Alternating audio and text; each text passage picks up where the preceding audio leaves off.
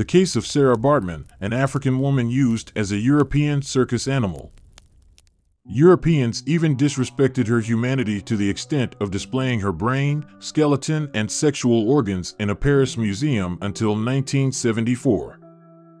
The Sarah Baartman story.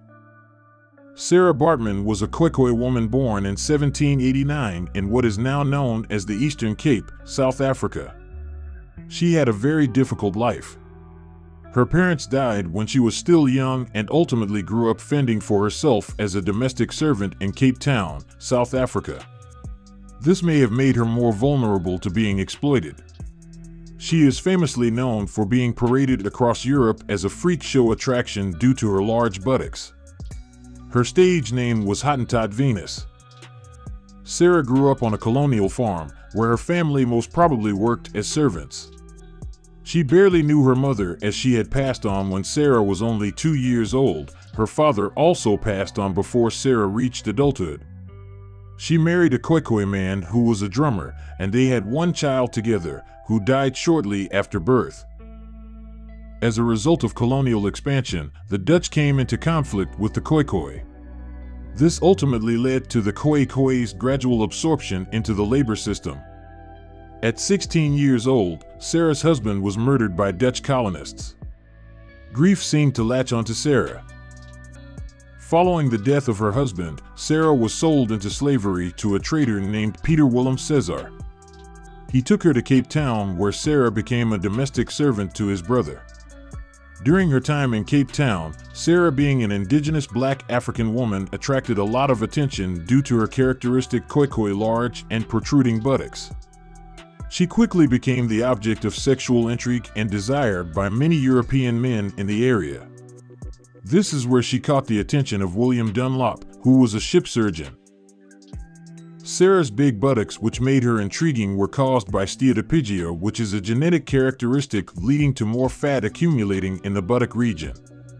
It is mostly found in African women, particularly those of Khoikhoi origins like Sarah. Steatopygia resulted in Sarah's extremely large protruding buttocks. In 1810, Sarah was taken to England after she allegedly signed a contract agreeing to participate in shows there. The contract was signed between herself, William Dunlop, and Hendrik Cesar, an entrepreneur whom she had worked for as a domestic servant. The existence of the contract is debatable and rather dubious. Sarah was illiterate, therefore it is unlikely that she had agreed or understood the nature of the contract. It has also been argued that during the period when the contract was signed, the Cesars were experiencing financial difficulties and used Sarah to earn money. The apparent terms of the contract were that Sarah would travel to England and Ireland with William Dunlop and Hendrik Cesar. There she would work as a domestic servant and be exhibited for entertainment purposes. According to the alleged contract, she was to receive a portion of the earnings made from the exhibitions and be allowed to return to South Africa after a period of 5 years had lapsed. Sarah was taken to London, where she was displayed in a building in Piccadilly.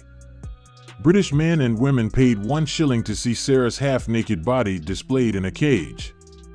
Societies more affluent could pay a higher price to touch Sarah's body, in particular her buttocks, which attracted a lot of fascination. The added fascination of Sarah's buttocks was due to the fact that the fashion in that era revolved around a silhouette that exaggerated the buttocks of women by adding extra padding bows and frills. Sarah, on the other hand, had the desired silhouette naturally. She was inspected, somewhat longingly, by those that came to view the exhibition. Sarah became a popular exhibition and toured Europe. During her time with William and Hendrik, slavery began losing its popularity in Britain. There was a campaign against slavery underway, and the treatment of Sarah was called into question. This led to William and Hendrik being put on trial, but this did not lead to any prosecution or any other consequences. They were able to produce the contract that Sarah had allegedly signed. Sarah had also given a statement confirming that she was not being mistreated. The fairness of the trial is questionable, as Sarah was in no position to speak out against William and Hendrik. She was not in a position of power, and this may have been exploited by both William and Hendrik, turning the trial into nothing more than a farce. However, as a result of the trial, Sarah's contract was amended to include a higher share of the profits, better working conditions, and the provision of warm clothes. In 1814, Sarah was transported from England to France, where she was sold to Roe, a man who showcased animals.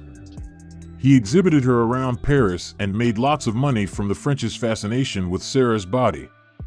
Roe exhibited Sarah in a cage alongside baby rhinos. Her treatment worsened as she was treated like an animal and ordered to perform tricks as though she too was a circus animal. In France, Sarah would be displayed wearing almost nothing. Her only covering was a little tan loincloth. Sarah's popularity attracted the attention of Georges Cuvier, a naturalist. Cuvier asked Roe if he could study Sarah as a science experiment, to which Roe agreed. From 1815, Sarah was studied by French anatomists, zoologists, and physiologists. They argued that Sarah was a link between the human race and animals. They used Sarah to perpetuate the narrative that Africans were an oversexed, primal, and lesser race. During this time, it is believed that Sarah became a heavy drinker and got into prostitution, which may have been forced given the lax and issues pertaining to consent during her era. Considering the grotesque treatment she received, this would not come as a surprise. Sarah died in 1816, aged 26. Her cause of death is uncertain, but it has been suggested that her death may have been as a result of smallpox, pneumonia, syphilis, or alcoholism. Cuvier obtained the remains of Sarah's body from the local police. He then went on to make a plaster of Sarah's dead body before dissecting it. Cuvier then pickled Sarah's brain and genitalia and placed them in jars on display at the Musée de l'Homme, Museum of Man, in Paris until 1974. Sarah's genitalia, buttocks, and organs were perceived as evidence of her sexual oddity, and her intelligence was likened to that of an orangutan. The story of Sarah resurfaced in 1981 when Sarah's story was released in the form of a book titled The Mismeasure of Man by Stephen J. Following South Africa's first free and democratic elections, which brought an end to apartheid, late former president of South Africa, Nelson Mandela, requested that Sarah's remains be returned to the country for burial. The French only agreed to the request 8 years later, after debating the matter in Parliament and drafting a carefully worded bill ensuring that other countries would not be able to claim back other treasures that France had taken during the colonial era. France ultimately returned the remains of Sarah in March 2002. Over 200 years after her birth, Sarah was finally laid to rest in South Africa on August 9, 2002.